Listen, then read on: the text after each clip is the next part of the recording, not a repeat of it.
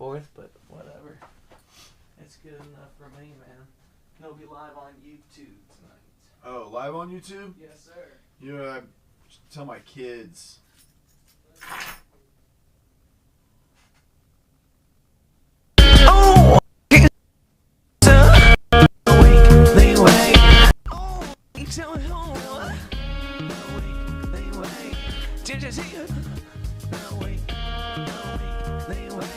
I'm glad stopping by. Take him to him, baby. My man Nate.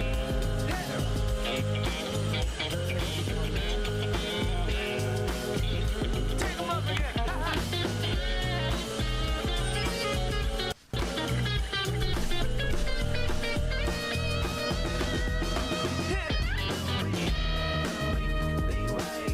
Oh, can you tell me who?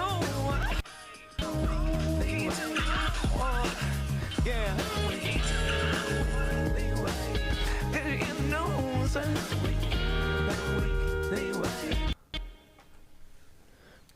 My brother, we are bumping and a rolling. Right. Feel free to finish that text if need be. Text my kids, they're done. Oh, that volume's not coming through on your end. Let me run and double check this really quick. Yeah. Yep.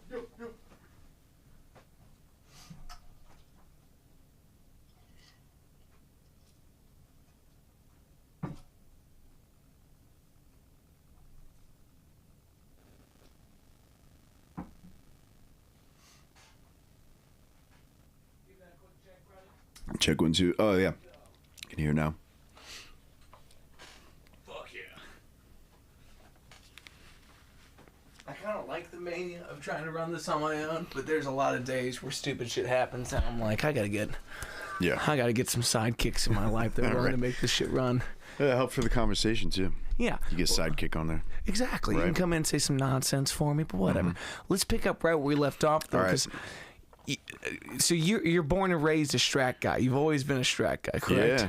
Yeah. And you were saying how you kind of formed your playing around this guitar. Like, what would you say is the most like Strat inclined thing you do because of that? Oh man, Strat inclined. It's just I think probably like just the rhythm stuff. Yeah. I've never really tried to be anything other than a rhythm player.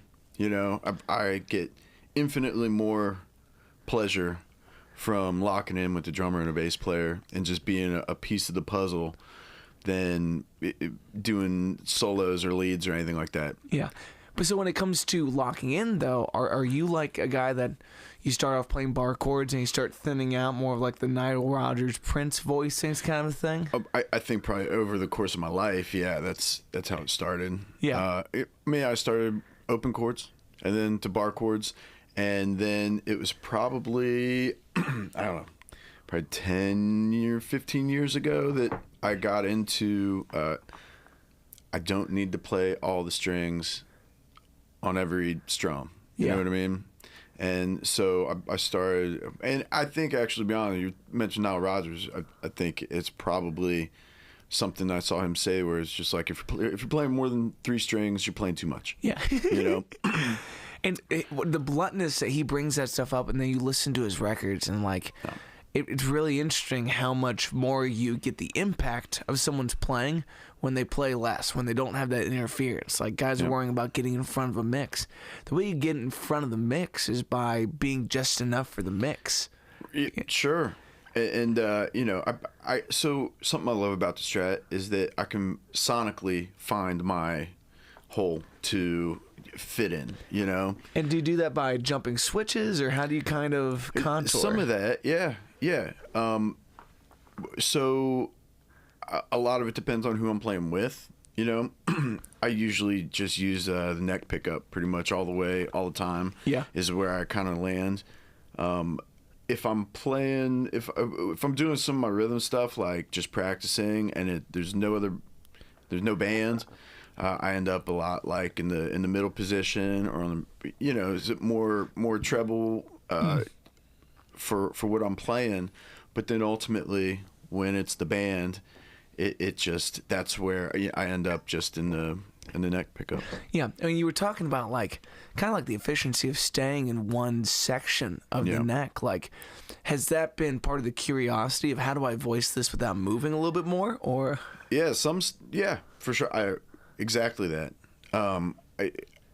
Along the way, different light bulbs, go off. And one of the things that I've always kind of loved is, or that I feel like I'm good at, is finding a complementary voicing, where, I'm self-taught. So a lot of it was just like learning things for myself where, okay, so we're playing an A, but where can I play an A that is not like sonically overlapping in what anybody else is doing, or find you're playing in the middle range, I'm going to play on the high range, and so it's a lot of engaged listening too.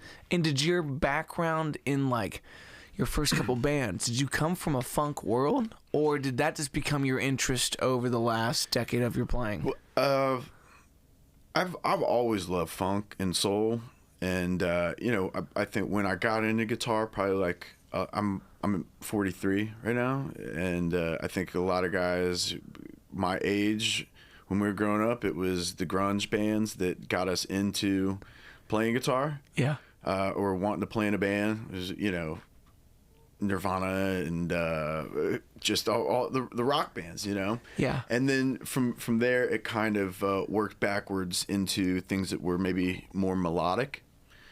And then I really got into live music because of Fish. And just improvised music was something that just kind of blew my whole world open. I mean, making it up. Like I grew up doing theater, right? So for me, improvising was only in the context of like acting, right? Mm-hmm. It was in my early teens, mid-teens, that when you get that bands are just making it up, it's like I hadn't had that concept. Jazz, I didn't get that. That was like you're just making it up, or have the freedom to just kind of play whatever. I always thought everything was always like how it is, Yeah, that kind of blew my mind because I've never really seen the commonality between theater kids and what can turn into jam, because you're taught that sweet lesson of yes and. Sure. Like you never just leave it as do I respond to it. It's like you interact with it, you progress this thing, right. and that freedom, the conversation of it means that we are constantly in motion.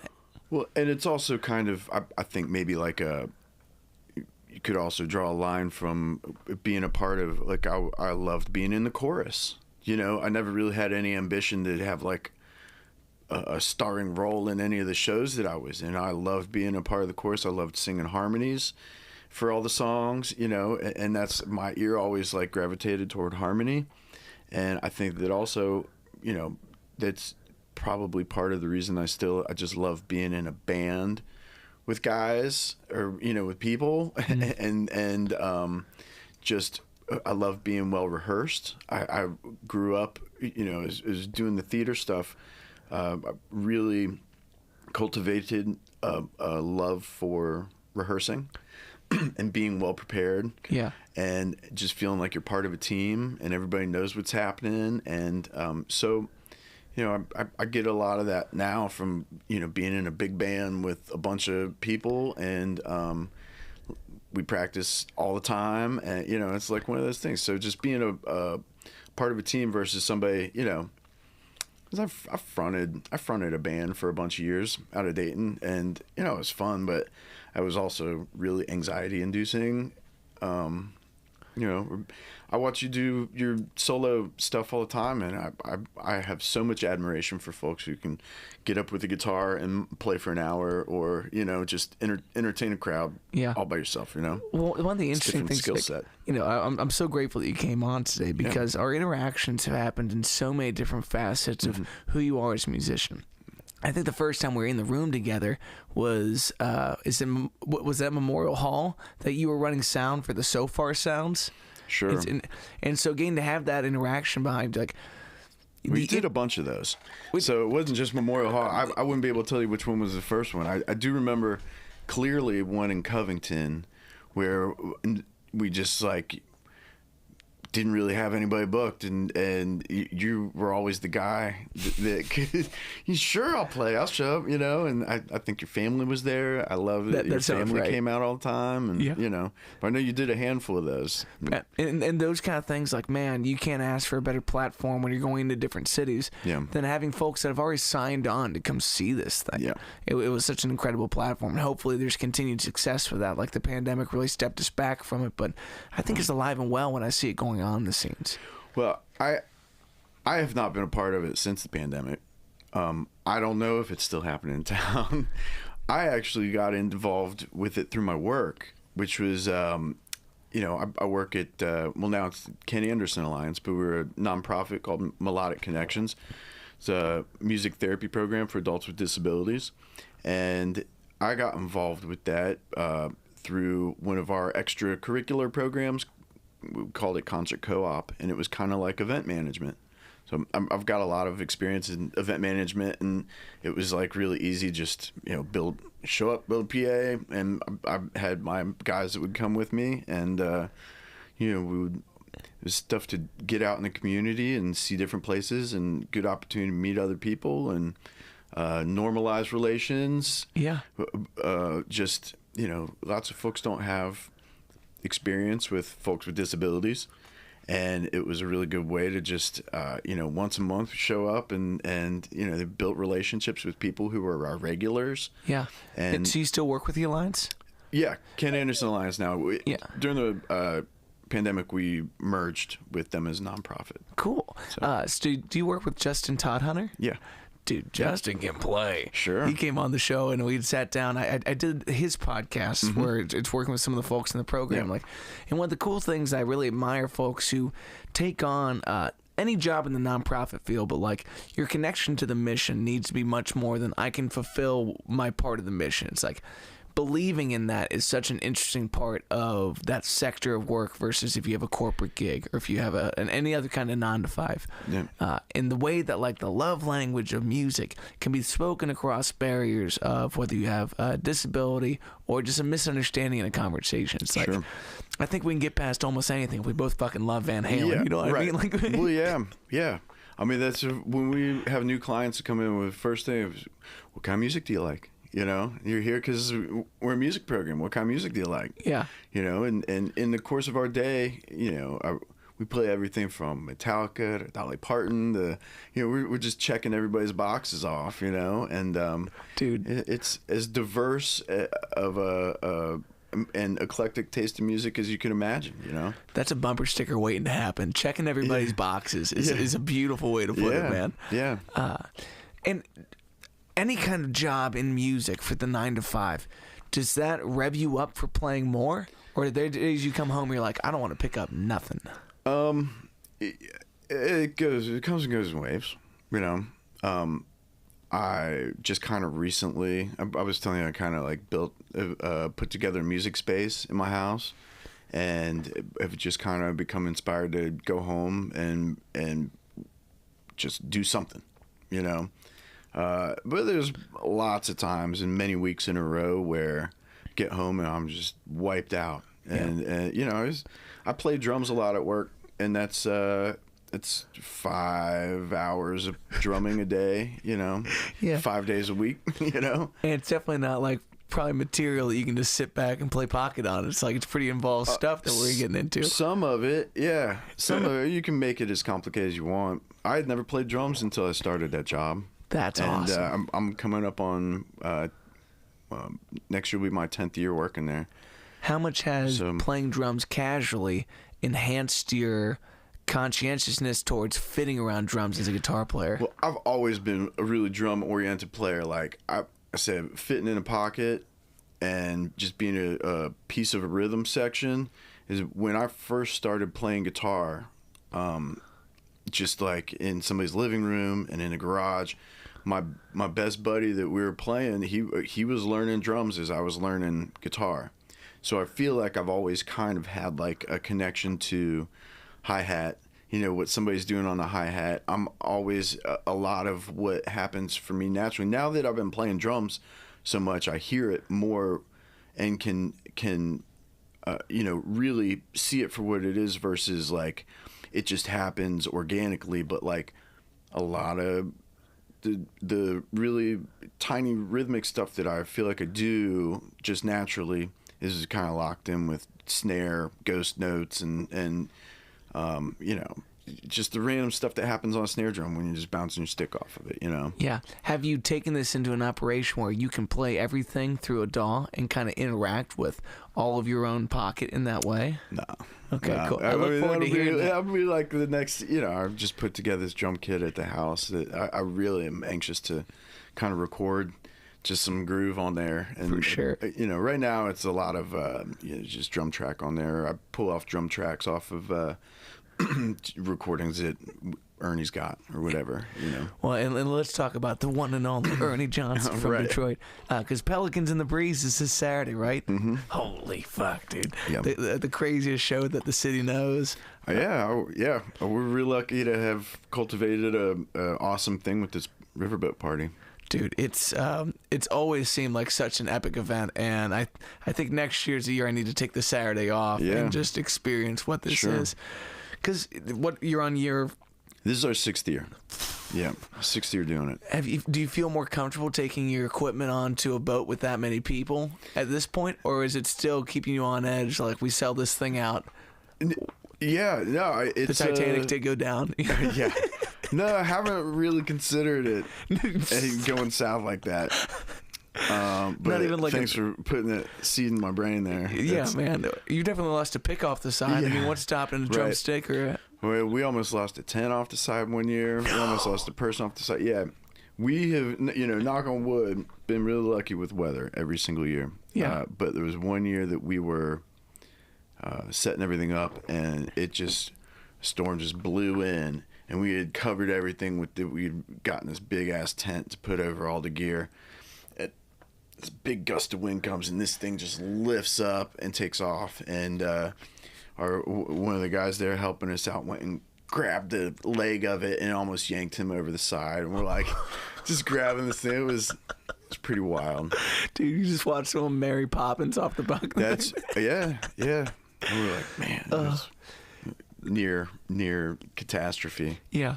But, when you put on events like that, like, you run the risk, and that's kind of part of the appeal is, like, we're putting all our cards on this. That's one of the things I really love about what Ernie Johnson's done over the years is having these huge events that seem like the next one's not even in sight yet. This is the one and only focus.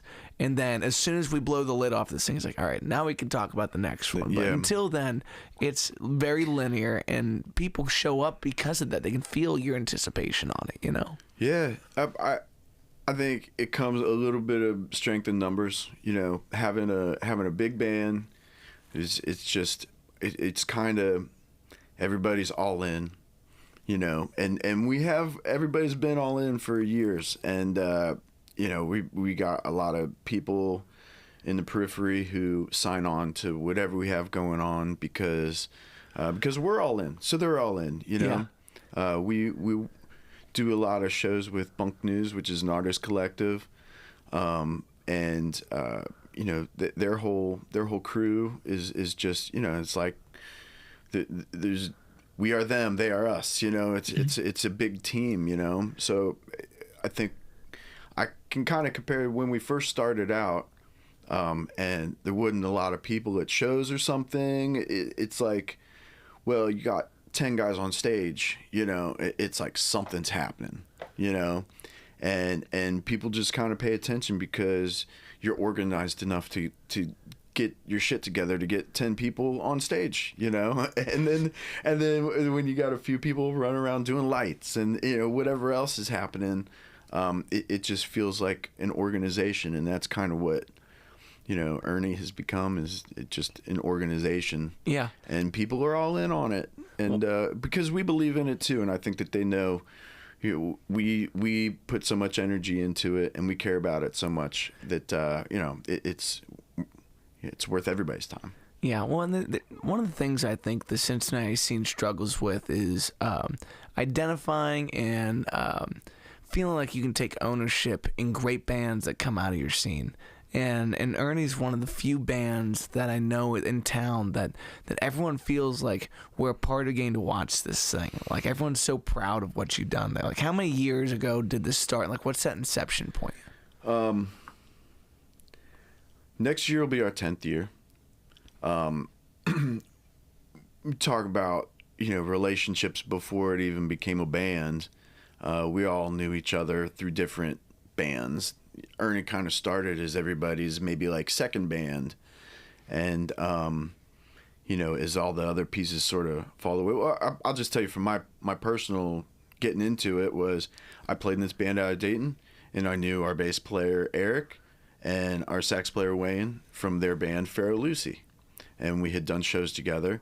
And so when Magic Jackson had, our bass player had some stuff happening and a bunch of open dates over the summer, I was like, "What are you guys getting into?" I'm looking to fill some dates and just play and make some Cincinnati connections too.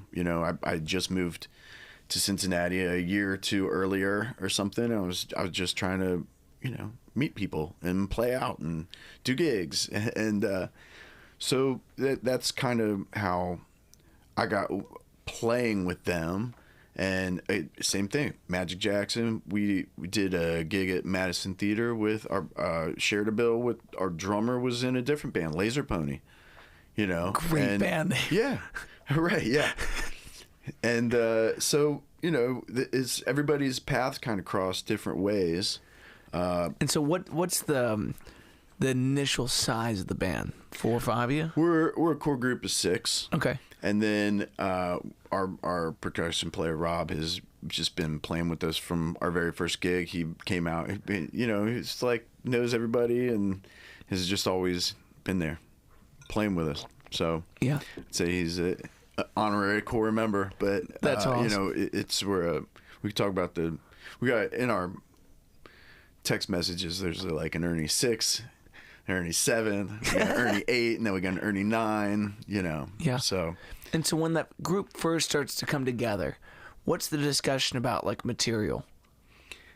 I think a lot of it came out of improvised jams, back to improvisation. So is having rehearsals to see what we throw at each other and then catching those things?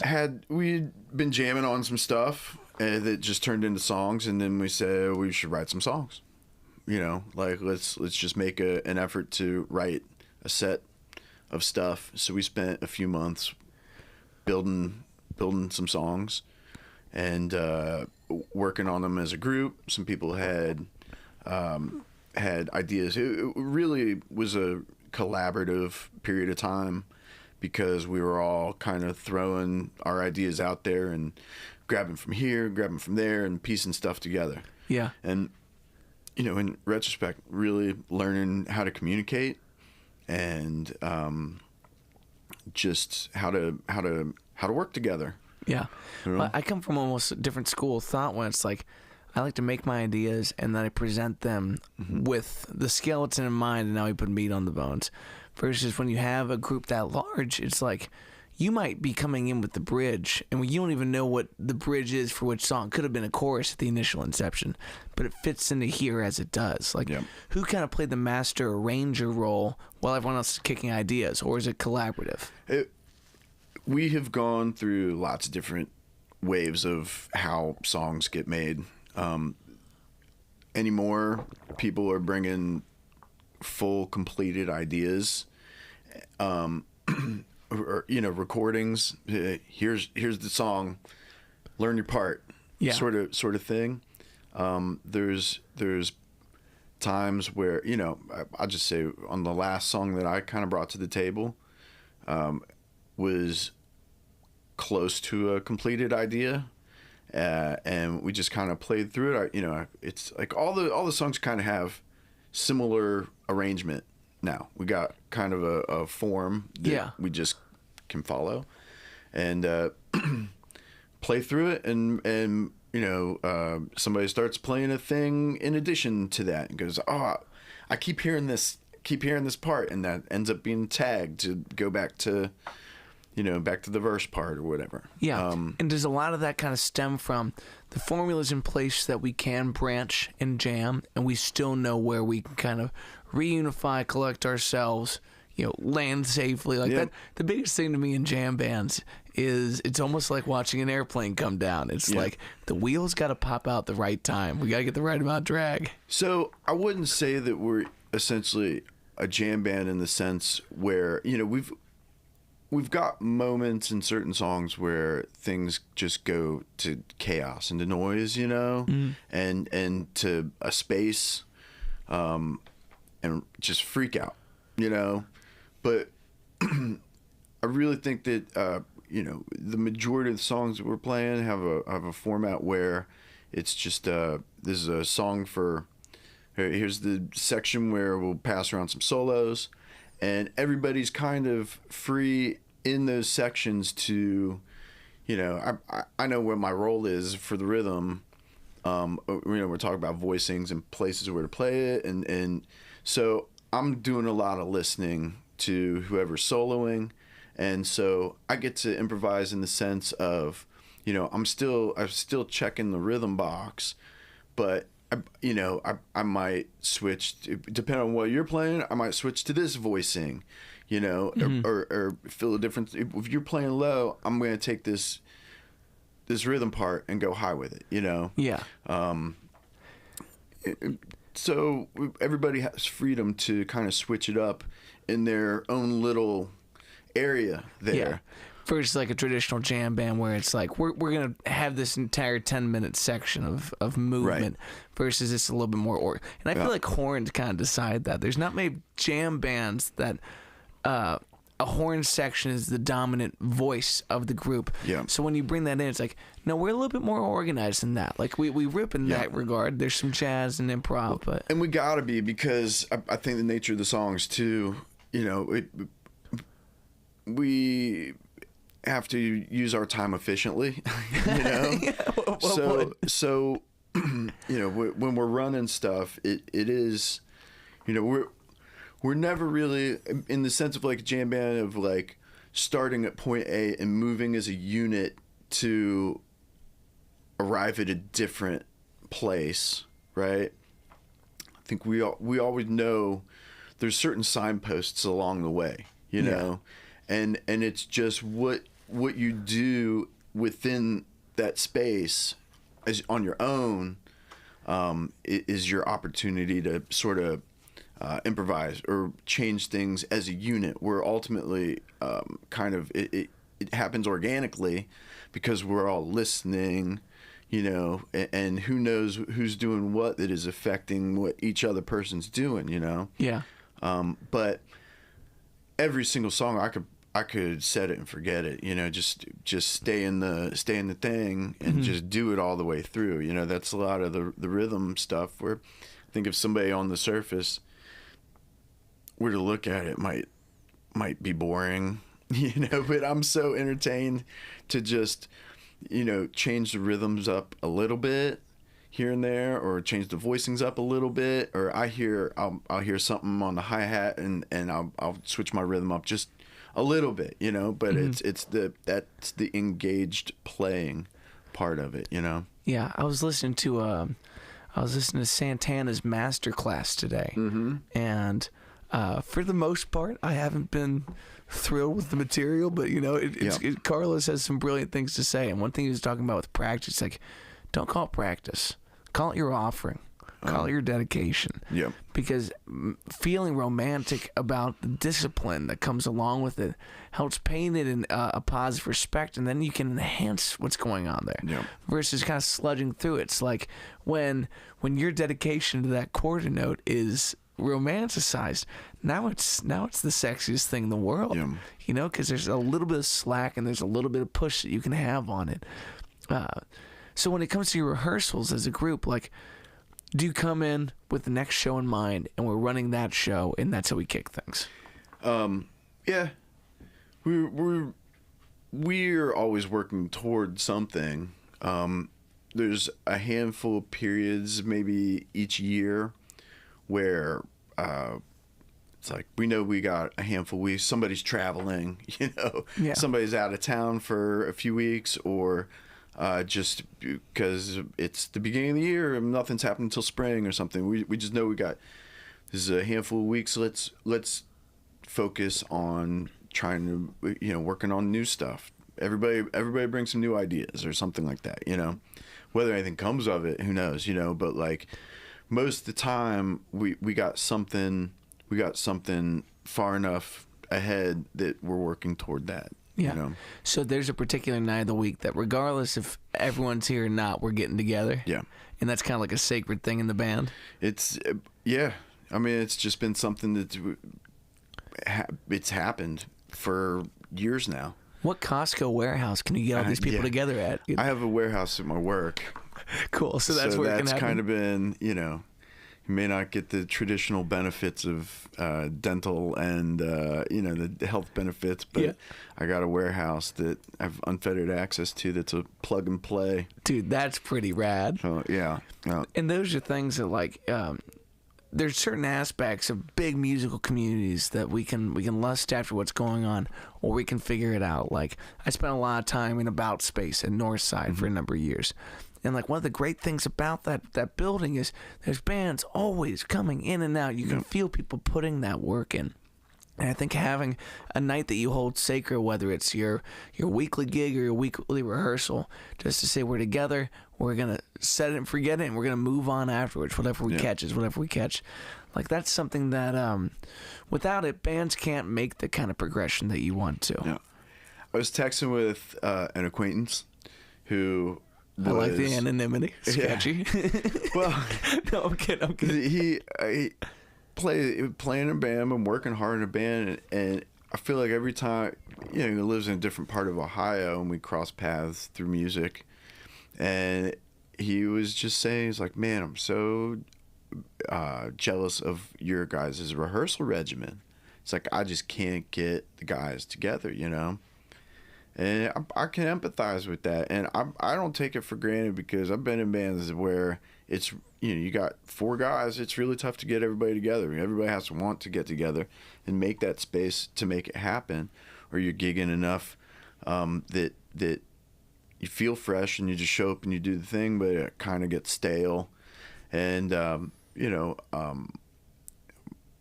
and those kind of bands ultimately kind of putter out, or, you know, they're driven by one person's determination or creativity or whatever it is that's pushing that person forward. But, you know, fortunately, like with Ernie, we got a lot of motivated guys who, you know, if one person can't be super motivated all the time, you know, and you know, we definitely have settled into the roles, you know, like it takes more than one person to kind of monitor things, you know. You got to have a collective voice. You got to have a person that drives, you know. I think, you know, I was talking about learning to communicate. I think we had a period of time where we over communicated, probably, you know, just for the sake of everyone feeling heard, you know. And then after however long, it's like it's kind of becomes more efficient if a few people can do the business communicating, that when we get together at rehearsal, it can just be a yes or no for the group, you know. That's some hard truth that you can over communicate with people. Like, I'm probably in a more similar situation to your buddy, where it's like, if my guys are coming over to rehearse, I'm paying them for their time. That's because that's how I feel comfortable with it, because at the end of the day, it's more of a solo project than it is a band. So I got your name on that kick drum, bro. Exactly, and you want to respect the way that has to work out. But then it is like, I need to keep myself motivated and keep myself whole, because I am going to drive most of that bus in this direction. Yeah. And then there's folks that step up, not because they're getting more out of it, but because they want to give more, because they believe in it. And I imagine there's a real sense of arrival in the first 2 years in something like Ernie, where it's like, oh, we are all really on board for this. We have felt ourselves kind of drop into roles, whether it was decided or not. You know what you're doing really well, so you just continue on that path. Well, and we all love each other and respect each other so much, that if somebody feels strongly about something, we make space for that person to voice their feelings, and we want everybody to feel heard. Sometimes those conversations happen over the phone after rehearsal, or in the parking lot after rehearsal. Definitely in a parking lot after the smoker circle of just like vented out. Didn't need, I think there was maybe a period of time where we had all the conversations as a group, and now we kind of can partition the conversations and then collectively bring the consensus to the table, but with different opportunities come different conversations, and as we recalibrate our goals, there's different conversations to be had, Yeah. We just, I think we try and show respect and love to each other through all of it, is what's important. Absolutely. And I think reminding people that human side of it in a way that's like, it's not all comfortable conversations, like sometimes you really need to be open to what someone's saying and what it is, not how it affects you, like not getting your emotions involved in that. And one thing that I was going to add in that is like, once you reach a certain level in this, that folks are coming out and they take something from your shows. You work together to build up the proposition of what value do we bring to your life, and someone says, yes, I'll take more, thank you, please. You start to feel a little bit of, not like you own something, but you know that they're looking for it. So making sure that you hold up your end of the deal by not letting this band fall apart on fickle things, because folks have dedicated their heart and their soul to this thing. Yeah. And there's someone at the end of the day who's going to need Pelicans in the Breeze on a Saturday night. They're going to need your New Year's show, and they're going to need these things. Oh, for sure. And I mean, as we talk about each person's investment into this group, and the guys, the Bunk News guys who we've been throwing shows with for years, and the people who've been coming to the shows for years. And it's like we also have our partners and our families who have been supportive, and that's something that we've started doing recently that has just been the best, is doing like a family dinner once a month, trying to get everybody over together. And because we've gotten tight, we've like gone through some life cycle events together, and kids and marriages, and buying new houses, big time shit. Yeah. And we're there, and we've everybody's kind of been supportive through all that, and we acknowledge people's partners, and and their kids too, my kids. Yeah. have an investment in it also, so when we get together and practice,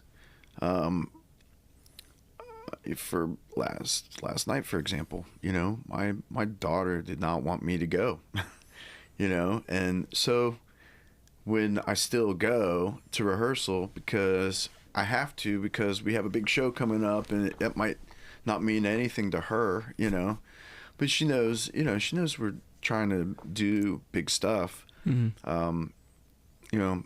I owe it to her to not fuck around either. What's the age range of your kids? I got a 12 and a 13-year-old. Cool. I am recently married, first house kind of a thing, and I'm really looking forward to that chapter of life. Most of my bandmates have kids, and it does my heart a lot of good to see the kids of my bandmates running around at our shows, showing up for sound check, running amok. Like my drummer's son demands that he helps set up. Yeah. And that pretty much just looks like him unplugging shit I just plugged in. But right. If that's what the hero wants to do, I gotta love and respect that. Right. But when you've managed that well, it's like there is this weird investment in it. And even if it causes a little bit of clash and friction at times, it's the reminder that, like, life moves on without your band, but life also moves on without you. So as you juggle these things as well as you can, appreciating that when you invest this hard in something, it can reap benefits for everybody involved. You just have to consider them in the process of how you're doing it. Yeah. Well, and I mean, my wife is an art teacher. Both my kids are super creative. My oldest daughter, Ruby, has been playing saxophone for a few years, and she's super talented. My youngest daughter, Tilly, is going to SCPA for her first year this year for drama and for voice, and she did the School of Rock, and it was an incredible front person, you know. And, I think people who achieve things in music and art and theater or film or acting, whatever, creative people who achieve things, I think, have seen other people achieve creative things, on a, whether that's having a career or a balance between work and creating or whatever it is. But you got to know that it's possible that you can do these things, Absolutely. And so I think, that's part of when they make it tough for me to leave. I'm also showing them that, like, it's you're committed to a group, and it's not that, sorry, I just can't go. I'm gonna show up because everybody else is showing up. And I think as we were growing as a band and learning each other's not learning each other's commitments, but learning how to acknowledge and respect each other's commitments, that was one of the things that I learned was, like, I'm leaving my kids to go to practice, but that's no more of a commitment than you leaving whatever you're leaving. You know what I mean? Everybody is showing up. There's no, everybody's being there. It doesn't matter how you got there. Everybody's just made the commitment to be there. So, my commitment is no bigger than anybody else's. Mine is just kids and my wife and the dog. But it's sacred in that. And it's like, and that's so cool to have that mutual investment but respect for what other people have going on in their lives. It's like, whatever it is, we have this. One thing that you talk about your daughter, it's like people need to feel permission to go there artistically. And I was just talking to one of my favorite cousins, and he's a fish nut. I know him as Bubby. Bubby is just like an absolute jam band follower to the nth degree. He doesn't care if everyone else is sitting on their ass. He's going to be losing his shit dancing in the front of the lawn. And as a kid, I felt this permission to be robust and wild and enjoy that. So growing up with a parent that you see get on stage and melt faces for a damn living, it's got to be the ultimate permission to grow into this next evolution of the thing. Yeah, well, and that's, I mean, they've been coming and seeing whatever band. I've got a very supportive wife who brings them out whenever she can because she wants to go too, and so they've seen a lot of shows, and they got a different perspective on stuff. I don't know if it's. It remains to be seen how that manifests in them. I think maybe sometimes, Tilly asks questions sometimes to get some perspective on where we are in the spectrum of a band, you know. But it comes out in weird things like who's the most famous person you know, or you know, so, like stuff like that. Yeah. I'm like, well, you know, fuck, I don't know Taylor Swift. I know that's what you're asking. Do I know somebody that knows Taylor Swift? No. Yeah. I don't. No. But it's hard to equate those things as a kid because like, one thing I really look forward to with kids, and I feel this with my nephews, is as they experience things for the first time, I re-experience those things for the first time that I've let go completely. Yeah.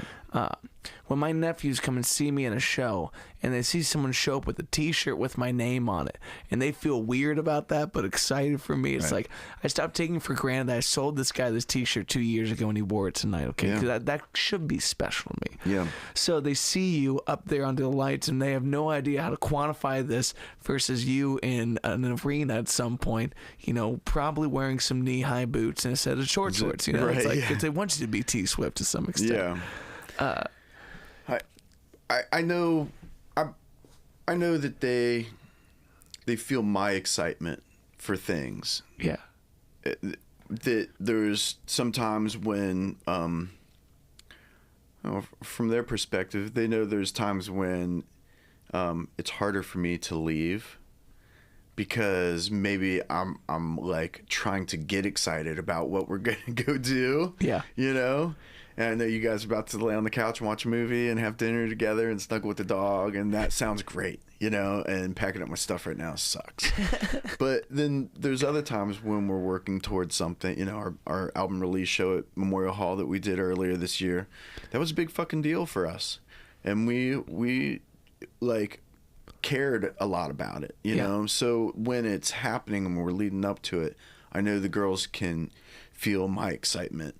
You know, and the next morning, you know, when I see them the next day, and they go, so how was it, or you know, that's rad. Is that album out right now? Yeah, cool, man. I'll have to give that a spin. Y'all should give it a fucking spin. Yeah. Tell me this: when did the jumpsuits become a part of the show? Because I love the mechanic outfits, man. I love the Ernie's. So the coveralls happened pretty quickly. Okay, cool. Because. You know, so we did our first gig was like in November, and then that was in Dayton, and then our second gig was like New Year's Eve here in Cincinnati with the Bunk News guys, and then right after that, I think we saw pictures. Well, we did just like a few gigs. We had 3 or 4 gigs, and then we're like. Looking back at pictures and video and just said, it's too many people wearing different shit. And it just doesn't look cohesive, you know? And like, kind of goes to the team mentality too. You know, we're a group, operate as a unit, trying to look professional, you know, and if everybody's wearing different t-shirts and, you know, it's just not a cohesive thing. And, you know, our whole... everything is really like team oriented and work as a unit and try and operate as professionally as possible, you know, and so it really you know, it feels like a team in a locker room when we put on the suits, you know, backstage or in the green room or in whatever fucking closet we get, you know. How many pairs of these do you need to have to make sure there's always a clean set? Well, I got a long sleeve and a short sleeve. Okay, cool. So just enough to be like, that one saw some damage last night. Yeah, right. You got to have one to flip flop, but usually, you know, we're all right. But now I got white ones for the boat. Yeah. I got I do this Talking Heads thing up in Dayton, and I got gray ones for that. Nice. Didn't you wear a pair of red ones for the Freak Face Thanksgiving show? So yeah, that was a white coverall. That was or the red ones were, but that was part of like they got me those. Nice. We did a Halloween thing, and Freak Base's wife had made me some like spray painted ones too. It really just takes a lot of thought out of what am I going to wear, which has been so great. Yeah. Well, it's cool also, like when you step out of Ernie, but it's still part of this symbolic, like, oh, that's one of the Ernie's up there, you know what I mean? Sure. Yeah. It's cool. Right. Yeah. When did you first get the call to play with Freak? Let's see. So that was kind of like before the pandemic. We did. So he hit me up because he wanted to do a P-Funk tribute, right? Nice. And he had this whole set put together of Parliament Funkadelic stuff that he wanted to do. So he called me for that. I'd known about Freak Bass since living up in Dayton, for, going back to probably 2000, 2001, 2002. And so we had crossed paths a few times, and like I think we did a gig or two with him. We did one downtown. We did one up in Middletown. The one in Middletown, I sat in with him, and I knew I kind of knew his drummer. I don't even know how I knew Rico. Yeah. But kind of knew him, and planted a seat about sitting in. I think I sat in with them once, and then it was fun, and he was still doing a trio, just him and then keys and the drums. And so adding a guitar sounded cool, and it was a fun sit-in Middletown. And then it was like months and months and months, and he had been playing with Riley Commissar, and she's a neighbor of mine, and I would just said, hey, yeah, I would just throw it out there, if Freak Bass ever needs a guitar player, like I would love to, like I sat in once and it went great. If you guys ever need a guitar player, let me know. And then, and then I guess, I don't know, a handful of weeks later, he called me about doing the P-Funk thing. That's awesome. And yeah, it was great. And then, so Sammy Garrett and Greg Sanderson, her husband, came. They were doing Turquoise at the time. Now it's Cool. It's their band. Ripping the hat. Yeah. So they were a part of that. And that was like a really cool opportunity. Learn a bunch of stuff, officially learn it that I had loved forever musically. Yeah. And then from that, he, like that show went really well. I think we did that twice maybe. But the show went really well. And then he said, hey, I'm going to do a handful of gigs this year. You want to do it? So I said, sure. And did a run up and down the East Coast with them. And then he did another, it was like P-Funk and Kiss show, which was pretty cool. So did a bunch of one-offs too, as, maybe over the course of like 2.5 years. Yeah. Is that like a really refreshing thing for you to get to step in? Here's the bag of material. Here's the amount of shows we're doing. Kind of get in, get out. Yeah, it's cool. I love doing guitar player for hire stuff. No, I don't have an emotional investment in the material. It's not a creative. I've got no creative input really. Mm-hmm. I'm happy to make suggestions around arrangements or whatever when it comes to a live show, but ultimately here's a list of songs, here's where you can here's where they are online, and just learn the material and go and play it. Is fun for me. So and like I said, I'd been checking him out since since I'm 20 years old or something like that, so that was kind of like a really cool thing to be invited to play with his band too. It's a great affirmation at that point in the career, like for the amount of years that you put into just making sure that guitar roll is just held down. Like clearly this is a bass-centric show. Yeah. I mean, he's one of the most epic players that our city will ever produce, and he's just one of these names. Like he'll be on the cover of Bass Player magazine. He'll do all these things. He's such a personality. It's like, I can get behind that. Yeah, it sounds like fun. Sure. And like I said, just fitting into the rhythm section, you know, and locking in with drums, and just really kind of, you know, that actually when that opportunity came, you know, like I said, I really have no desire to do a bunch of lead stuff, but that was, you know, I knew that there would be lead stuff involved, so it's fun for me to kind of switch modes, and that's like, rather than soloing all the time all over songs, it's more like I can craft a solo that I'm going to play. You know, it's the preparedness part of it too. Absolutely. You know, here's the song I'm going to write a solo and get a chance to play it and fuck with some new tones that I don't ever really play with, you know? Yeah. Are you much of a pedal board guy? Well, yeah, no. Yeah, and no. I have pedal boards that I've put together. I generally don't use a lot of pedals though. Yeah. I'm a lot of clean. Secondary to that is like you know, some wah. It's like I've always got a wah. Even though I like don't use it a ton, but then I'll do like a dirty it up a little bit, and then dirty even more. Yeah. You know, and then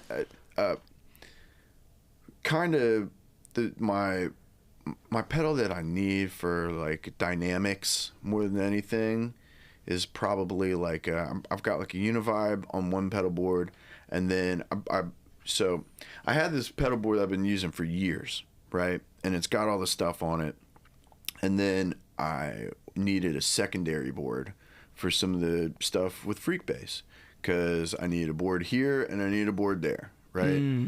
Just because of some shows. So I put together a little travel board, and the thing that I kind of need that I feel like is my thing is like to do like a lush pad, you know? So the Univibe is my lush, almost like filling keys space, you know? And so that was on the first pedal board. My second pedal board, I've been using a phaser. Nice. So trying to, you know, get comfortable with that. But it's like one board has the blues driver, this one has the tube screamer, right? And then this one has this governor for like the Marshall governor for like the heavy distortion, like lead stuff, and this one's got the big muff, right? It's interesting when you have to parse those out. It's like some of them agree more with others than, you know, it's like there's a weird relational thing going on there. Like I moved like the Helix thing because I don't even want to be concerned about that, but with my acoustic stuff, I still love my analog board, and there's so much interaction in those things. And also, like, I love what you're saying, like, going for the lush pack out thing, trying to be more like Keys, where it's like I can be pretty consistent and just full. It gives you a different appreciation for when you go thin, and a way different appreciation for the monophonic folks in the band. Like watching your daughter learn how to play sax has to be kind of like, it's interesting to feel how you get interested in that instrument, because you remember the first time you hit the bar chord and it's like, that's fulfilling. The first time you get that thing to not squeak when you get a note out of it, it's like, that's a totally different world you're living in. There's so much more patience required to get a horn there. She got a great tone, she's got a great sound. You know, she can pick stuff up by ear really well, you know. But go back to the pedals, like, you know, the band I played with in Dayton for a long time was a 4-piece, and we didn't have a keyboard player. So there was a lot of times when the guy was doing the lead stuff that I had to sort of just make a wall behind it, you know, where it just chunka wasn't cutting it, you know, it wasn't filling enough space, or the bass player was just slapping it like crazy, and I had to just sort of make a wall there, prop up all the busyness there. You know, I can't play busy because everybody else is, you know, it was a busy band, right? So that was, you know, the Univibe was like my go-to thing for that, you know, and just big open chord and just let it so there's not a whole lot, you know. Now it's kind of like I do these rhythms, and it's just my piece, you know. But every once in a while now, it's the phaser is what I'm using on this little board. That's awesome. But It's fun to figure out that math problem of what you're gonna do, and like, especially if you're gonna have two like, similar but different boards, like you're gonna have to play a little different going into these. Yeah. So remembering that when you step in front of the other one is kind of like, it's a little bit of a game of Twister. It's right. Like, all right hand red, like this is gonna be uncomfortable, but here we go. I've never been like really inclined to acquire a bunch of pedals, because I know that I ultimately don't have a whole lot of opportunity to use them. It's what I've been doing. There's not a whole lot of space for me to do weird freak out stuff. Or I got this slicer pedal that is it's kind of like an arpeggiated, real weird rhythmic tremolo sort of off rhythms sort of thing, and it just sounds so cool. But there's no like. In 10-piece horn bands, like where does that go? Exactly. Right. There's no context for it in what we're doing, Yeah. And I'd really say that that's the only pedal I've ever bought that I was just like, this is so cool. I need to own it. Yeah. Even though I've got no reason to use it or play it, Yeah. It's like I want to at home. Actually, when I got it, was still doing freak bass, and I was thinking that it would be cool for, where he just does some of the groove stuff. Food that you like to preface rehearsals, preface shows with? I've been doing lots of stuff with plants in our house. That's awesome. That's been my thing lately. Do you have a Plant Daddy T-shirt? Are you? No. Are you garmented up? I need to get one though. We did an addition on the back of our house. A while back, it was like, we either need to sell this house and get a new one to accommodate our big kids, and we need another bathroom, and she needs a full-size bedroom, all this stuff. So we either need to sell a house and get a new one, or we need to just invest in an addition onto the back of the house. So we did that. And part of the addition was we took our old shitty porch on the side and made it like a 3-season room. So there's windows, and it's just super chill little room. Yeah. And in my head, I was like, this room is just going to be filled with plants, So. And had you ever done plants before? I got into like gardening when we first moved into the house. I was doing like aquaponic lettuce in the basement, and that might be the best band name said thus far. Dude, what is aquaponic lettuce? So hydroponic is like growing off of water. So aquaponic is like a closed loop system where basically it involves fish, right? So you'll have a grow bed. Say, here's how mine was. We had a shitty bathroom down in the basement that had a bathtub. So I filled up the bathtub, you put fish in the bathtub, and then there's a pump that pumps the water out and fills up a grow bed on the top, right? And what happens is the fish waste fertilizes the plants, right? And the bed fills up, and then it sucks the water down, right? You got to siphon it, so the roots are aerated, and the roots clean the water, so the water comes back down into the tub clean and aerated. What kind of YouTube rabbit hole led you to this? I don't even know. This is spectacular, but like so it was a lot of work. Really, I just wanted to grow lettuce in the house. And YouTube, how to grow lettuce in the house. It's like, so first you're gonna need 50 goldfish. Yeah, right, totally. But yeah, it became a huge project, and then it started when the girls were babies, and then just couldn't dedicate the time to manage that whole project. And we did a garden outside for a bunch of years. So I've always loved growing stuff. But doing plants, is like pretty cool. Yeah. We got all these pothos plants that I've been propagating, and should have brought you some. My wife propagates a little bit, and like watching that process, like my mother does not have a green thumb. I could probably fuck some things up pretty seriously if you put me in charge of it. Mm-hmm. I'm not the type, but my wife loves that, and like it really starts to feel more like a pet than a plant very quickly. For sure. and like science is saying they're pretty sentient. Like, do you have an emotional connection to certain plants over others? Like, what's the feel for being a plant daddy during the year? I don't know. I do have a hard time cutting them. Like, they grow super long, and I just put off cutting them because I love the leaves that are growing. I know that a lot of the plants that we got that we have now are off of maybe like 2 or 3 originals, you know? Yeah. So we've got a bunch now that I know are all off of ones that, you know, the original 3 or something like that. So, but I love watching how the leaves grow. I love watching how the leaves change over time. We got some now that have these beautiful gold colors in them, and you know, they're spotted or just whatever, you know, as the plant changes and grows. Yeah. You know, when I first started gardening, I realized I didn't know shit about how stuff grows, and that was like, I don't know, man. It was like almost like meditating, watching these things grow over weeks. You know, is like a long meditation. You know, for sure. Watching things, you know, the leaves change, and then flowers turn into buds, and turn into tomatoes or whatever it was that was growing. Yeah. I feel like sometimes in life I would say like I'm not good about noticing little things like that.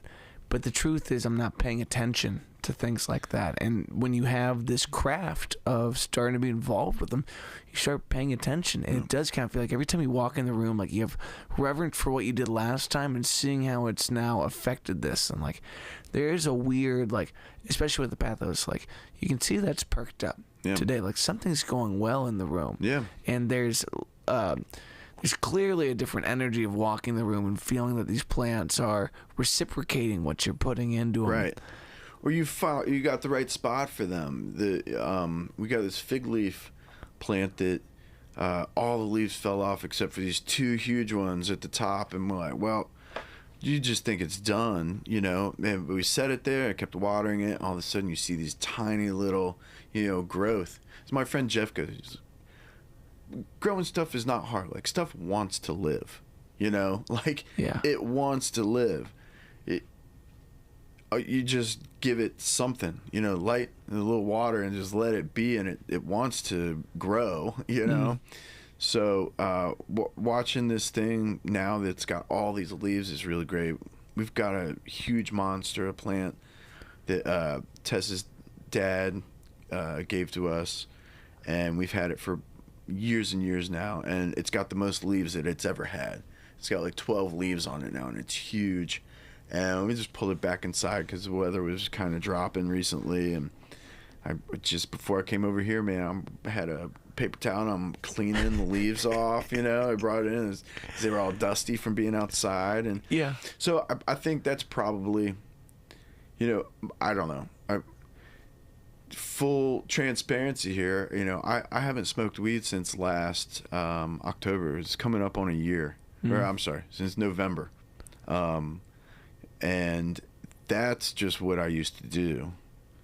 Was just smoke all day, every day, and that was it, for managing my everything, for anxiety, for sleeping well, for just hitting a reset when I get home from work, or, you know, whatever it was. And so I haven't done that for coming up on a year, and I think that, you know, for a bunch of months I was exercising a lot. I think that was, you know, in the winter, through up to this past summer, I was working out 4 or 5 times a week, and that was really good. And now I'm sort of working with plants and growing stuff and watering it at the house, and, you know, just doing all the things that you do with a shitload of plants at your house. There's a lot of work, but it's also it feels relaxing. It kills a lot of time, you know, downtime. It's like it occupies the mind in a really healthy way. Like I'm also in I quit drinking, quit smoking probably around completely in February, but you know, a good while, like since September probably. Yeah.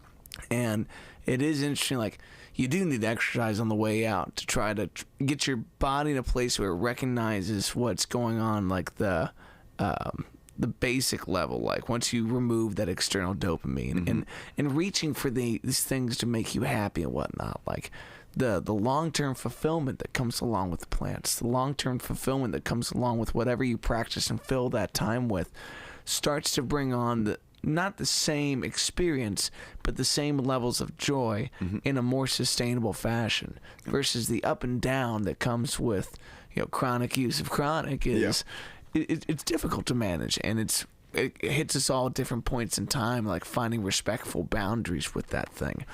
But when you can pour that love into meaningful habits, it's crazy what you feel like you're missing out on in life. Yeah. Yeah. Is that? Yeah, I mean, yes, all of that, all of that. I had a brain hemorrhage. You know that? No. I remember seeing that on Facebook, but I didn't really I never grasped what exactly you went through. So that. I mean, that's the reason I stopped smoking, and then I also, I mean, I didn't drink for many months, and that. So it was sort of like I had to hit that reset. It's not really that anything like happened. I had a headache for like probably 6 weeks, you know, and I had a week of just like the worst migraines. I had a friend in Dayton, the guy I played music with, who had just passed away from a stroke, right? He went to the hospital with a headache and was dead 2 days later. You know, it was awful. And so I then, like, that week had these headaches, and I think I just, from his situation, got the gift of perspective to, like, figure out what's going on. This isn't just a headache, you know? And so we did everything as quickly as I could, get an MRI and CAT scans and the whole deal. And yeah, and so that's what it turned out to be, was I had a little hemorrhage.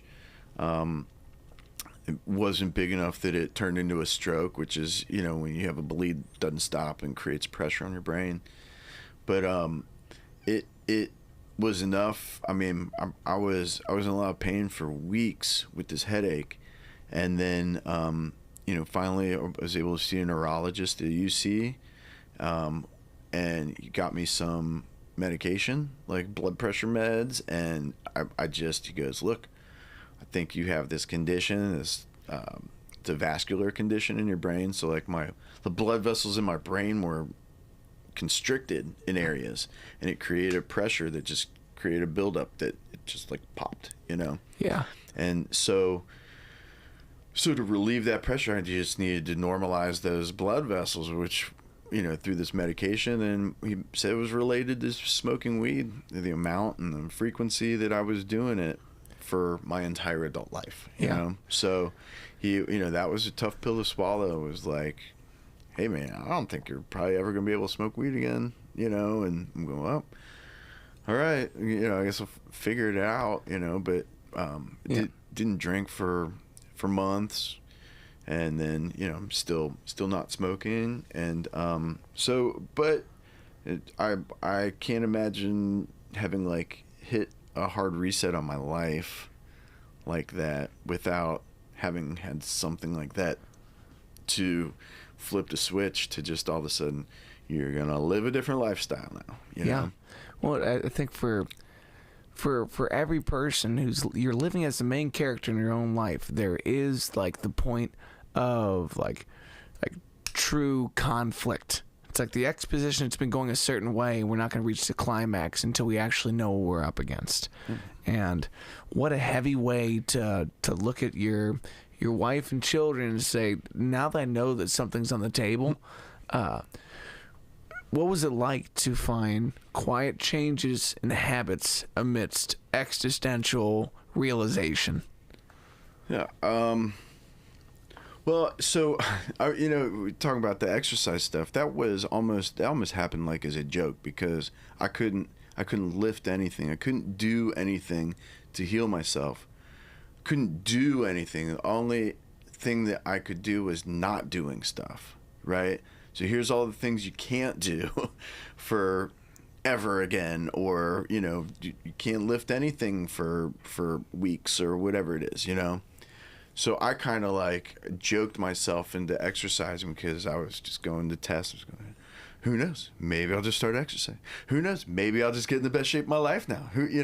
Yeah. Can't do what I've been doing. Who knows? Maybe I'll just get fucking jacked, like.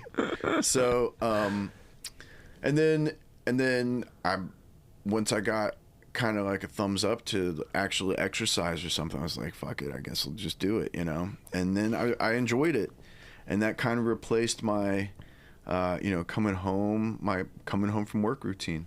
So come home and just I live a block from our rec center, so we just walk down the street. Take the dog for a walk, and then walk back down there and go exercise for an hour and a half, and come home, and then I'd have an appetite, which I thought I needed weed to do. I'd be tired, which it just sort of, again, just kind of helped me to slide through some of the tough stuff. But really the godsend through the whole thing was, what got me through the major hump was, when I found out about that, I was scheduled to go to London the next day.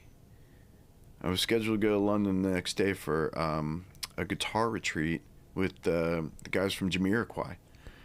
And it's called Boom and Twang. It's the bass player and the guitar player had a 3-day stay at a hotel, and we just do individual lessons, you do group stuff, a lot of hanging out, and I'd been signed up for that for like almost around my birthday. That was in November. My birthday's in April, so a good portion of the year I've been counting on doing this thing, and then found out right beforehand that this thing had happened. And so I talked when I was on the phone with the doctor, and I go, so I know this is what you're saying, because when I found out I had that hemorrhage, I didn't know if I was gonna like pack a bag and go to an emergency room and have a surgery or what, Yeah.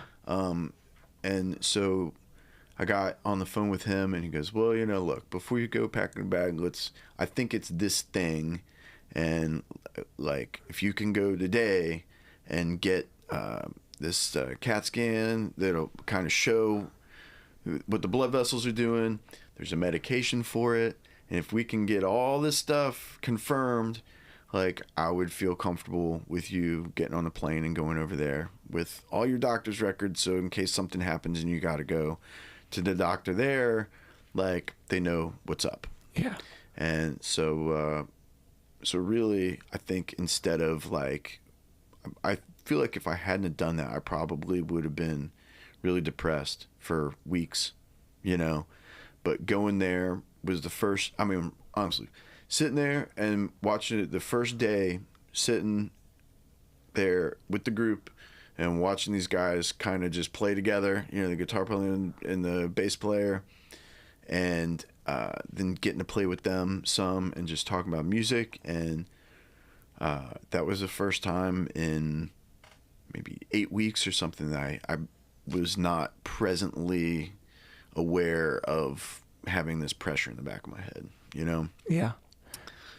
And started taking those meds, and then I kind of lived off that energy for to get me through the next handful of weeks.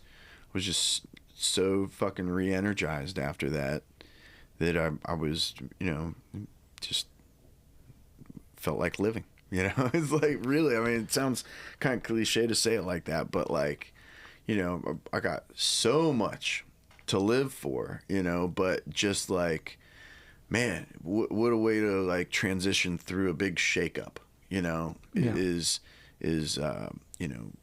being able to meet these guys that I just have idolized what they do. That's the band I want to be in, Yeah. My wife and I had gone to see them in New York in 2018, and it was just like one of the best nights of my whole life, and And so to be able to like have those conversations and hear those stories and just really like immerse myself in the band that I love most, with the players I love most, you know, and the music that I just gives me so much energy. I feel like really just got me through like that really tough pill to swallow of like everything's gonna change, you know. Yeah. Making the most of adversity is one of the weirdest skills to acquire in life. But if you can grip it during a time like that, it's, I can't imagine the fear that comes along with those days, but also the... So it wasn't, I wasn't super scared. It was, my wife is the one that was, you know, when we talk about it now, she's like, you ever think about going to therapy to unpack some of the shit that, you know, I mean, you almost died, you know, and you ever think about going to therapy? Because you're the one who had the, you know, like, if I died, I would have just died, you know, and that would have just been it. She's the one who was faced with the prospect of living a life, you know, without her partner, raising two kids without, you know, without their father and all these things, you know. That was, for me, it was just like that, living with pain, you know, and really just addressing, like trying to feel, you know, no pain for weeks. And you know, I felt like I knew everything was going to be all right, you know, but my wife was the one that was kind of having to deal with all the big what ifs, you know, and the kids, you know. I think in a lot of ways that was way more tough for them, that whole scenario, than it was for me, because if I just died, that's just it for me, you know. Yeah, you would never know. Right. It's like that's the weirdest plane to cross, and it just happens, and it's the folks that are left that deal with the commotion. I was worried about what would happen to them if that is what had happened to me, you know. Yeah. But I will say one, I think I had this conversation with Sammy when I saw her in Kentucky. It was, you know, after all that happened, next time I saw her, saying, one thing, my big takeaway from a lot of that was, or one of the takeaways was just like, you know, somebody was like, you have a new lease on life, you know, or like a new perspective, or you're gonna do things that you know, wanted to do. And I really, through all of them, going, I'm fucking really happy with how I've lived my life. What awesome. Like, you know, I don't want to die, but if I did, there's not really anything that I go, I should have blank. I wish that I had blah, blah, blah. You know, I really feel like on the most basic level of the people that I love know that I love them. They know how much I love them. Yeah. They know how much I care about them. You know, it's everybody from my kids to, you know, my parents to my bandmates to, you know, my friends I grew up with. And there's none of that. I don't have anything I wish I had said to any. Probably a few fuck yous that I should have given to some people, but that I didn't. That's why we're here, bro. Let's rip it. but you know, as far as like, you know, I'm living a life playing music, which is what I've always wanted to do. Yeah. And which I've always done. You know, I'm not in a cubicle going, man, I wished I had pursued a band. You know, I never traded any of that stuff for stability or security, you know, and ultimately now, you know, this is the most stable and secure in my life that I've been.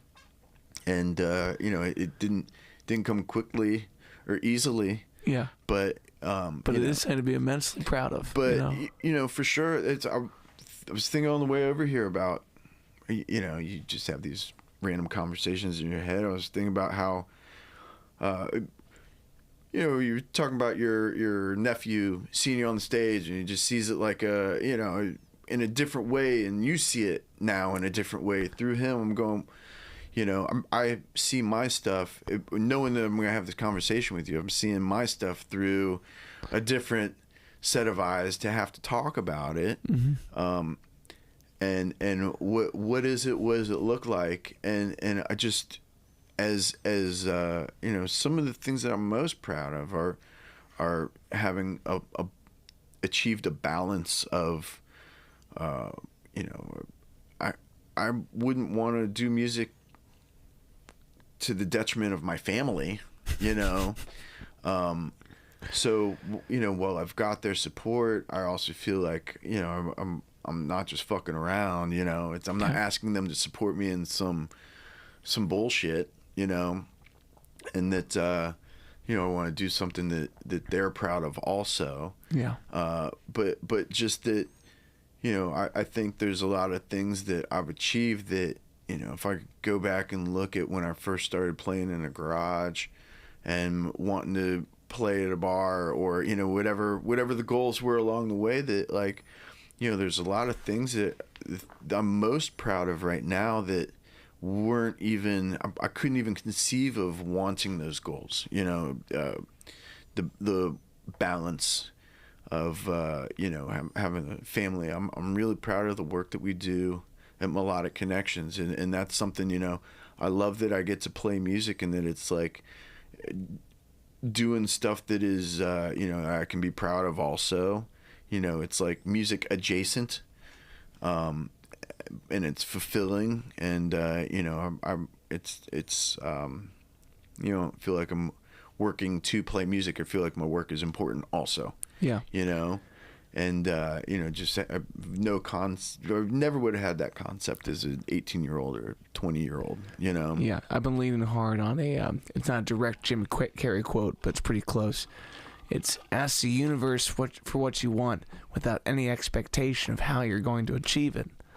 It's like, if the goal in the ask was to make an impact with your music, you look at the proliferation of this thing in all aspects of your life. And it's the reason we sit down today, and you share so many other parts of what makes you a person that is capable of doing these things.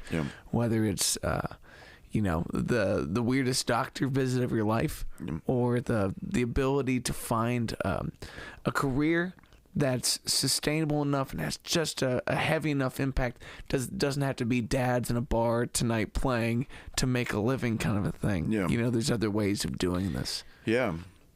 And that after having done, my family for 13, 14 years, having done the Melodic Connections for almost 10 years, having done Ernie for almost 10 years, that still there's nothing but open road ahead on each of those tracks, So, boundaries is like this buzzword. Everybody talking about, especially with work and personal boundaries and having a concept of what your boundaries are. And for me, I've always, while I'm inherently aware of my boundaries, I also am very pro synergy, where I want everything to fuel everything else, and that's like, I feel like I got my three tubes, my family, the work, and then the band, and that they're all pushing each other, and and I don't think any of them are stagnant, and they're all just whatever you could dream to make them, So I think all the time about, think about what else could I even possibly do differently that would be pleasurable, and it's just more of what I'm doing, but like to the max, Yeah, absolutely. It's like bigger, cooler shows, more incredible, dreamy stuff with my kids, and just more time on the beach, just being able to have more freedom with them, and with the stuff at work, it's just like, just being able to provide services for more clients, you know, just growing and you know, each thing thriving on its own, you know. Yeah. Yeah, all positive things. I think you touched on a lot of things today.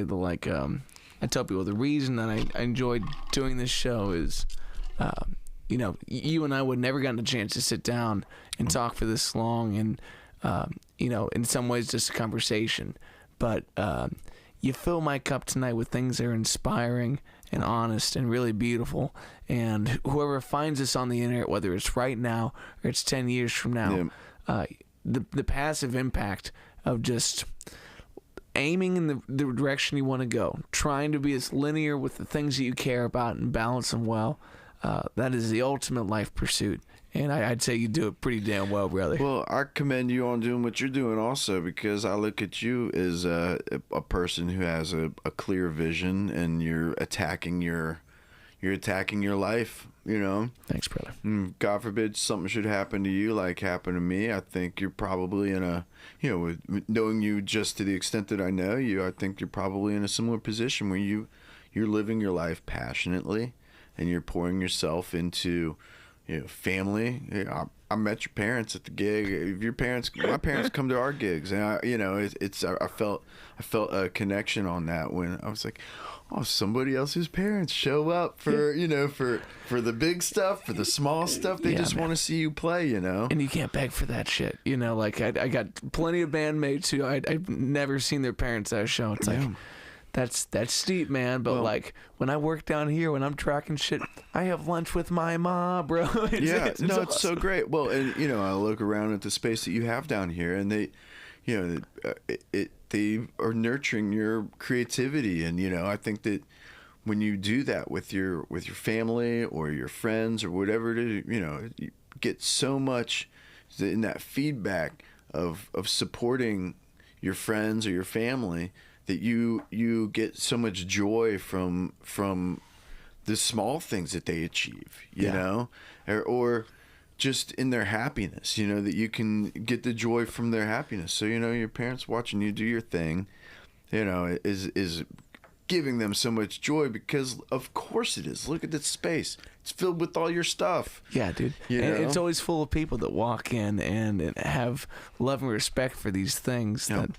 I told someone the other day, they asked me, like, what kind of music does your dad like? It's like, up until I started playing, he didn't tell me. You know, he just listened to what my siblings listened to, and, like, now we have this connection where he wants to show me a video that he saw on Soul Train as a young kid. And it's just like, it's just goofy shit like that. My dad really influenced the music that I grew up listening to, you know, and we had a lot of music in the house, and I'm for sure influenced by it. And that's, he is from... them opening their garage for us to just fuck around in, to come into, you know, the big gigs and the small gigs, as we're working out new projects. You know, I know I'm always going to get honest feedback from him. Yeah. And that when we do big things, that, you know, that he's getting both of them getting pleasure in seeing me do stuff, but I also get to see what I've experienced over years of them coming to shows and meeting my bandmates and meeting the people who come to our shows, is that I get pleasure from seeing them have developed an identity within a music scene, you know, beyond just being my parents. I was just talking to a guitar player friend of mine from up in Dayton, and he's like, first thing, oh, I saw your dad out. You know, they go see music all the time. That's awesome. But they have built relationships within those music communities that are their own, you know. And I may have been like an introduction or something like that, but really it's they have their own community, and you know, so now that's that feedback loop where, you know, they get the pleasure, I get the pleasure, you know, and it's just great. It's beautiful, man. I always tell my parents, if I can do anything for my kids that you did for me, I just want to reciprocate.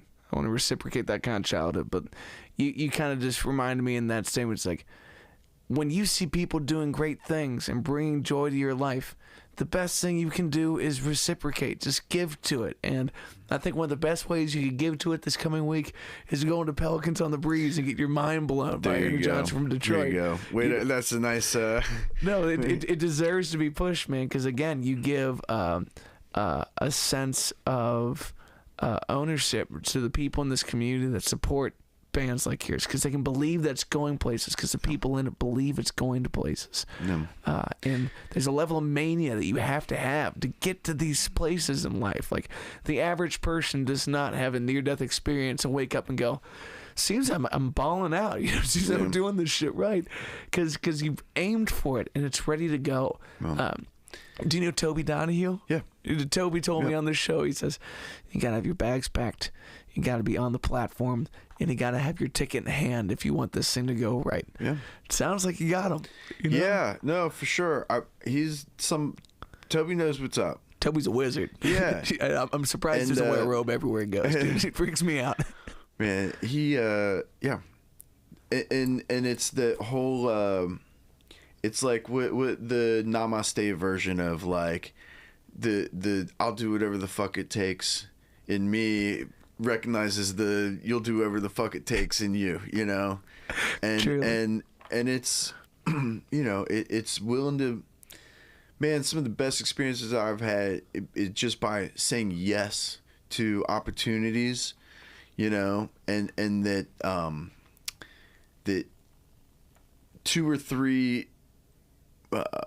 you say yes to this, and that leads to this thing, to this thing, to this thing, and that's where you're like, oh man, if I hadn't taken this opportunity here, 2 months ago, I never would have ended up in this place, and it's really it's about saying yes, and it's the improvising, the yes and we're just making it up as we go, but it takes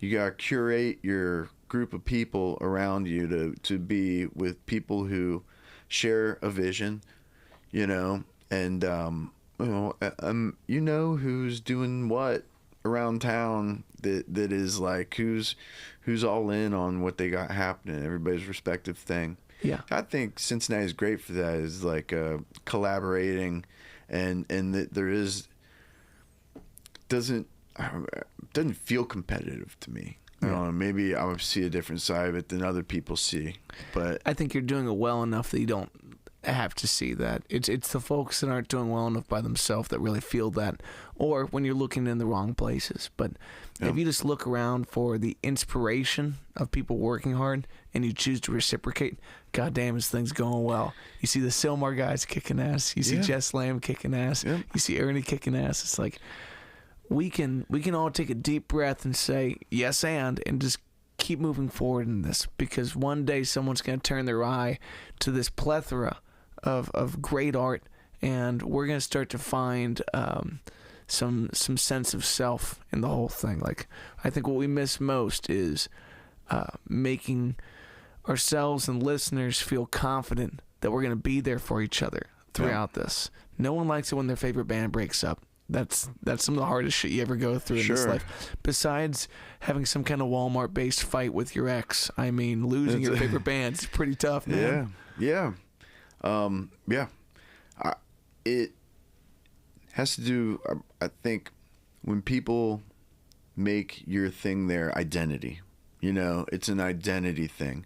I think there's a lot of people who you can look at them, you look at what they're doing, and you know that they have a clear sense of self, and they know their identity, and that they're not insecure about who they are, and even if there's people who don't know who they are, and they're very candid about, I'm in a place of transition and I'm figuring out who I am, and then I think there's a lot of people who on the other end of the spectrum are going that they're adults and they've never known who they are, and or that they've been a lot of different people for people around them who aren't there anymore, and that it's the people who have really just kind of been passionately themselves, have, I don't give a shit if you don't like what I'm doing, because I love what I'm doing. I'm having a blast doing it, you know, that sort of thing. That gets a hell yeah, brother. You know what I'm saying? Well, I did a band. I mean, I've done bands where it's not authentic, and people know, they know the second that it becomes inauthentic, and that's when shit fizzles out and people do different things, and you can't be all in on something that is just a shell, Yeah. And but I really feel like it's from having respect and love for your band members, and everybody being on the same page in that sense, to like Toby's saying, you gotta have your bag packed and holding that ticket, standing on the platform ready to go. Who's with me? You know what I mean? Yeah. And that's kind of how we are with the boat. It's just, man, it's not an easy undertaking, It's truly some maniac shit. And even just the physical labor the day of to schlep all that fucking gear. How many people do you put on the boat as well? What's the capacity of this thing? A ballpark 500 is what we do. That is a bizarre undertaking. Yeah, I mean, it's an average, just over a bunch of years, but it's safe to say 500 people on the boat, Yeah. But we build a stage up on that top deck, and we haul all the PA and the lights, and Yeah. You can't fit that deck in an elevator, we can schlep it upstairs, and Jesus Christ. And it's work, but that's part of what, man, when we're playing and the wind is going, and see everybody, and everybody's just having such a great time. It's like, this is it, Yeah, really is. I think, I don't know. It was that, or but it really was we need a signature. We want a signature event, and but I don't think everybody was.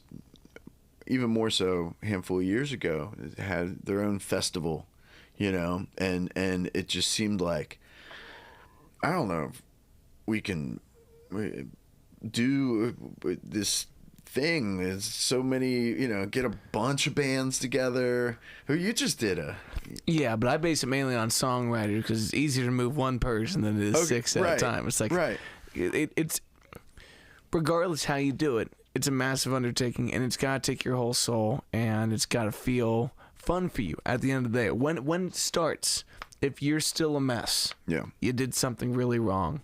Yeah. So as we start to conclude today, is there anything else you want to promote? Oh, geez. I think the album. Tell me the name of the album. Right. The album's called Stump Grinder. It's on Spotify. Badass. Right. Along with our other albums, we've got a handful of records. If you go to our Bandcamp, right, we got a lot of vinyl. We put all this stuff on vinyl, so we got records. But you can stream it. I'll say our website is ErnieJohnsonFromDetroit.com, and that's got links to all our social media. You can find links to stream all our music there, video and photos and merch. We got everything from T-shirts and stickers to rolling papers, that kind of swag. And Pelicans on the Breeze is coming up this weekend, and we still got tickets always available for that up until we start loading the boat. Cool. So that's get those on our website too. We got a handful of shows that we got coming up through the end of the year too.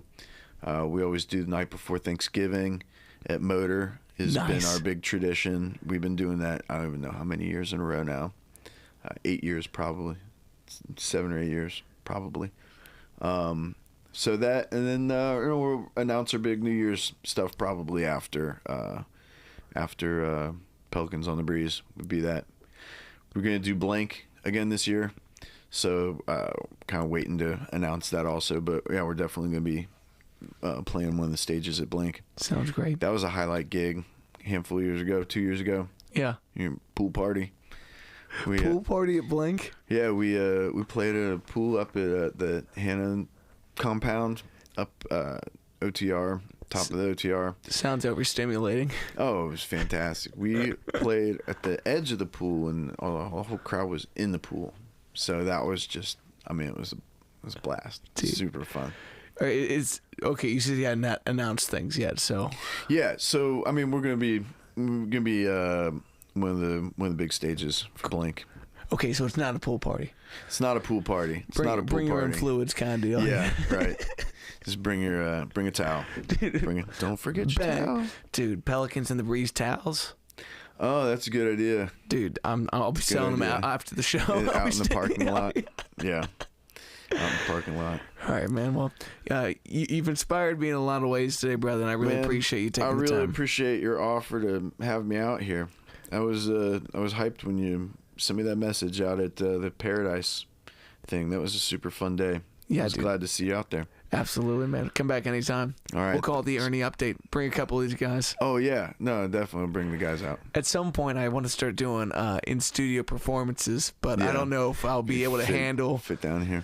I'm sure we could fit them. It wouldn't be comfortable, and I don't know if I'm the engineer for it, so right. give me 5 to 10 years, and we'll get on it. You just get a good room mic. Dude. That's all it takes. So. Sounds good to me, man. All right. Thanks for coming, brother. Sweet, dude. I appreciate you having me. All right. Peace, y'all. Yeah.